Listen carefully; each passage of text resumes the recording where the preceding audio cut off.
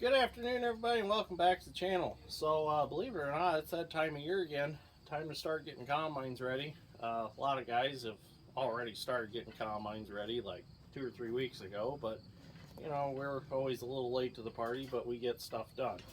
So, we brought the M3 up here, and this is the one that I just bought on the auction, online auction. And this is a combine with duals all the way around it. And being as it was just sitting out back here, made it first on the chopping block. So Dad's Strength and I brought it up and started diagnosing it, seeing what problems it had and what it needed fixed. Well, the separator runs, but the head won't run. So we started diagnosing some things, and we think we chased it down to a ground issue on the electric clutch for the head drive. So these are kind of notorious. The Gleaners are notorious for having grounding issues just from setting and stuff, corroding and rusting. So we took the wiring apart. There's a lot of splices that didn't need to be in there. In fact, there's a whole extra pigtail between there and the electric clutch. So we're eliminating that, and then we are actually going to ground it right to the frame of the combine. Instead, this usually grounds through your auger support, through a tab on that, and then through the frame. So I found in the past, if you just eliminate all that and just put a nice self-tapper right into the side of the combine, shine up a nice spot, solves the problem. I done this on L2 number 1, which is set up for the case heads.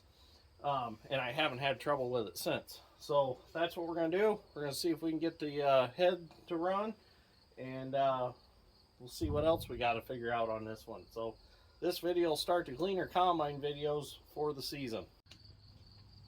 So as you can see here, this is where the ground originally was for this clutch, and it's got a ground through that bolt, through that angle iron tab, and then into here. So you got to rely on all this being shined up in order for it to ground. So what I do is I come over here, we shine a spot up, run a self-tapper screw in there, nice fat one, and then I just made this short pigtail. I didn't have a solder on crimp spade connector, but this will work fine for now. So we'll put all this back together, plug it in, and see if it runs. If it does, we'll come back and we'll zip tie all of our environmental lines up back where they belong. Environmentals are your air conditioner lines and heater hoses and stuff. Just a big fancy word for them, environmentals. I learned that from my buddy Brock that used to work on the 2388s all the time, the case combines. I thought it sounded good. So anyways, let me plug all this back in. We'll see if she runs. Well, that solved the problem.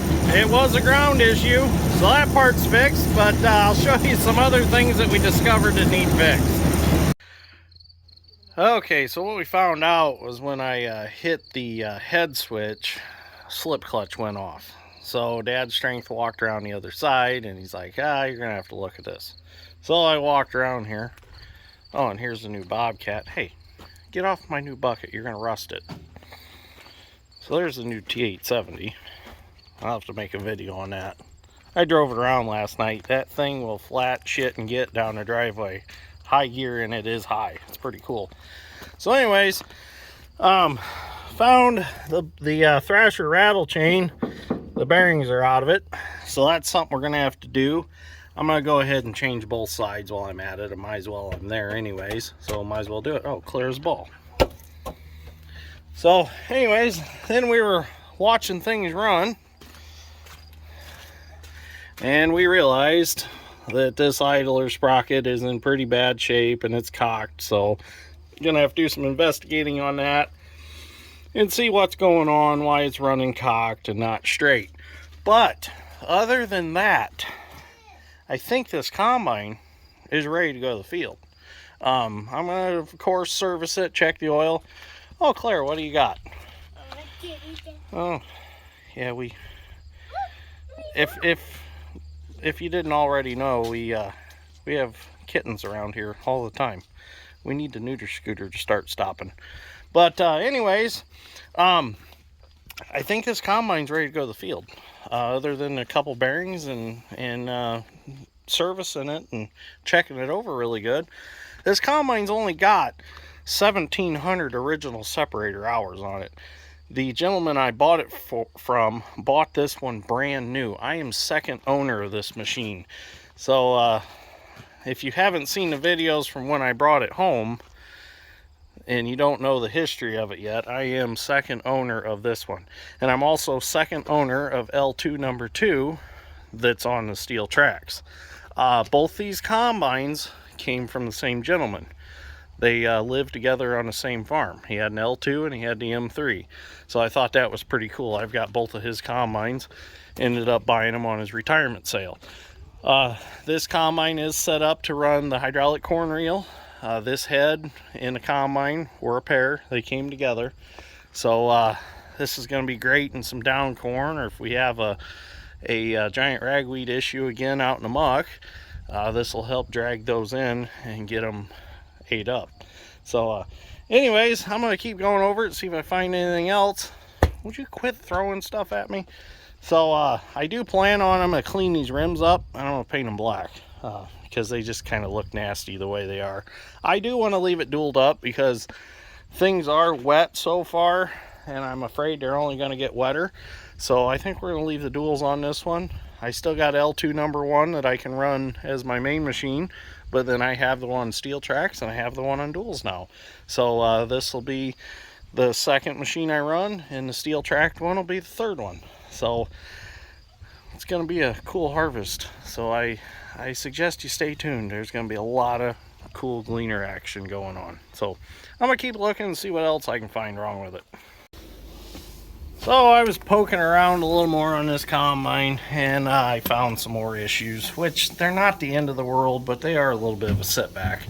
So a little word of advice: if you're gonna leave these combines outside in storage in the big blue shed, take off your bottom covers for your rattle chains, because this one sat outside for, well, I know it sat outside pretty much its whole life, and I know for the last 2 to 3 years it hasn't been used. So it sat outside unran, and water laid down in the rattle chain cover in the front like it does with all the trash that was left over from the last time it was ran. And it's got the bottom rattle chain idlers stuck. They're not a sealed bearing. They got water in them, and it, well, I'm sure they're sealed to a certain point, but being submerged in water the whole time and being used, they ended up getting stuck. Another thing I did discover is this rattle chain is pretty loose. I shouldn't be able to bring it up that far. I should only have about 1 inch to 1.5 inches of travel when I do that. So after looking the situation over, the rollers are pretty froze up on it, and you know what happens on an excavator track that's sat for a long time, or a dozer track. Once you start using it and that rust works out, it gets really loose. So after looking the situation over, I'm probably going to end up throwing a whole new rattle chain in this, new idlers.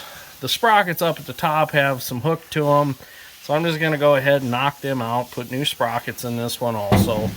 Might as well do it, because I would rather do it now here at the shop than end up with this rattle chain breaking or running off and ending up at the top rolled up in a ball. That is no fun. So let me suggest this to you right now. If you have a rattle chain issue, don't go get a used one. Just go buy a new one and throw in the combine.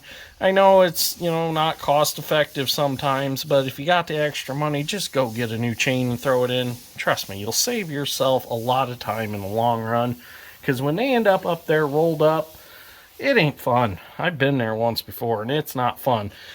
Now, that idler, I can't reach it. I don't think it's stuck, but I can't get the chain to rock it. It might be stuck. But that chain, I think, is going to need some tightening, but I don't think it's bad. And in fact, I think I might have a new separator rattle laying in the building. I'm not sure. I've got either the thrasher or I've got the separator that came with the combine. So I might have one of them new. I just have to swap it out. But I'm definitely going to need sprockets. I'm going to definitely need idlers. So no big deal. I've been here before. So Just tie a rope to it, drag it through, tie the rope to the new one, pull it back up through, and then put it back together. No big deal. The hardest part's changing the sprockets and bearings at the top. So anyways, this will be our official first video of combine work for the season. So thank you for watching. I greatly appreciate it, and hope to read your comments in the comments below throughout the harvest season. I still got to get L2 number 2 on tracks home. I need to redo the rubbers that seal up between the between here and here, because it leaks corn out through here a little bit. I need to get that fixed up. Other than that, that combine's in pretty good shape, except I think it needs an O-ring change on the injector pump.